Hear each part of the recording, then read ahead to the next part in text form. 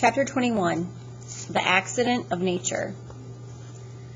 All of us had to go down to the police station, of course, where they took a bunch of pictures of the bruises on my neck, and then they insisted I needed x-rays. And so we had to go over to the hospital and get that done, and then go back to the police station again, which wore on my nerves almost as much as being kidnapped. Grim, the second time we go to the cops, he's sitting there in this room with me waiting, and he says, "I can't tell you what it felt like. Coming up out of the basement and seeing that double track of footprints in the snow.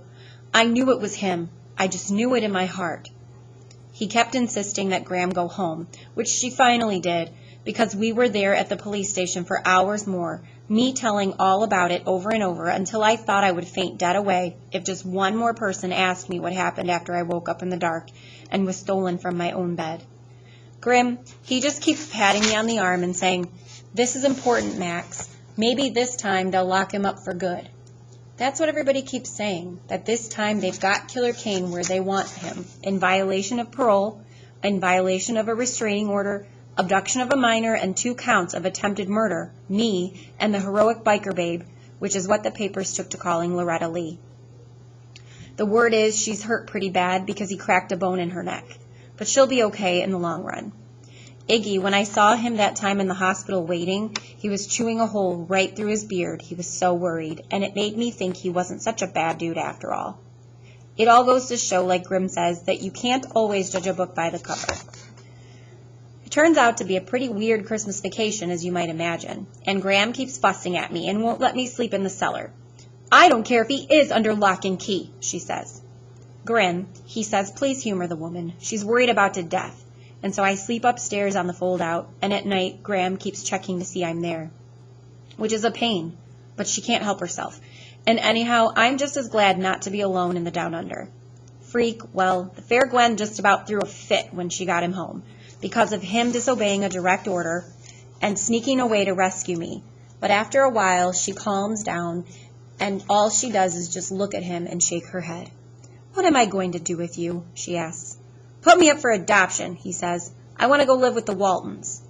He means the TV show that keeps repeating. And of course he's teasing her, but the fair Gwen is not amused. "No more crazy adventures or dangerous quests, young man. You have to be careful," she keeps saying. "Extra careful." She means the trouble he has sometimes catching his breath because of the way his insides keep growing faster than his outside, which hasn't really grown at all. Freak goes into the medical research place every few months now, which he says is a real pain, not that it actually hurts. Dr. Spivak says my unique status as a marvel of genetic aberration makes me an object of intense curiosity, he says in that lofty way of his. Specialists from the world over are familiar with my case. "What about the secret operation?" I ask when the fair Gwen can't hear us. "The one where you'll get a robot body?" Freak gets this very cool scientific look on his face, and he always says the same thing. "The bionic research continues, my friend. The work goes on." I don't know why I keep asking, because it gives me the creeps. You'd think I could be as cool as Freak about the idea, because it's him that's going to get a new bionic body. But just thinking about it makes me want to jump up and run around. I keep telling Graham that when Freak is in the hospital for his tests, I shouldn't have to go to school, because we're like a team, but she won't buy it. "I know Kevin has been a great help to you," she says, "but you've got a brain of your own, haven't you, dear?" Yeah, right. The other thing about school that's different after Christmas vacation is how jealous everybody is that we got our pictures in the paper and on the local TV. Mrs. Donnelly in English calls us the dynamic duo, and she put a cutout picture from the paper up on the bulletin board. Wouldn't you know some goon put mustaches on us the very first day? Freak says he looks cool with a mustache, and he can't wait to grow one, and he makes Mrs. Donnelly leave the picture up. Me, I'd just as soon forget about the whole thing. I really hate the idea of having to testify at the trial and tell what really happened. But everybody says I have to, if I want him locked up for the rest of his life, which I do, especially after what he tried to do to poor Loretta, who was only trying to help. "They can't make you if you don't want to," Freak says. "A son doesn't have to testify against his father." Grim thinks it will do me good. Plus, he's really worried he'll get off again or fool the jury by quoting from the Bible. Grim worries too much, Freak says. Everybody worries too much.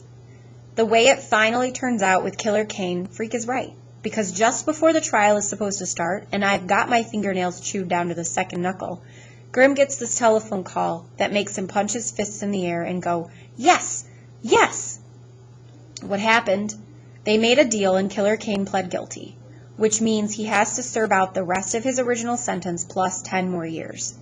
"He'll be an old man when he gets out," Grim says. "He'll be older than me." That should make me happy, but instead, I feel really weird and worried. And Grim, who still thinks he knows everything, says, "I just have to get used to the idea."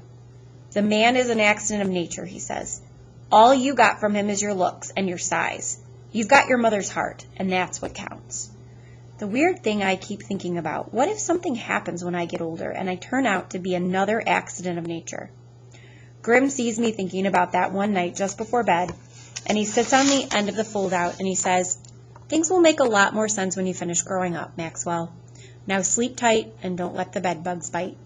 Grim means well, I know that, but sometimes he says the numbest things because it's growing up that worries me.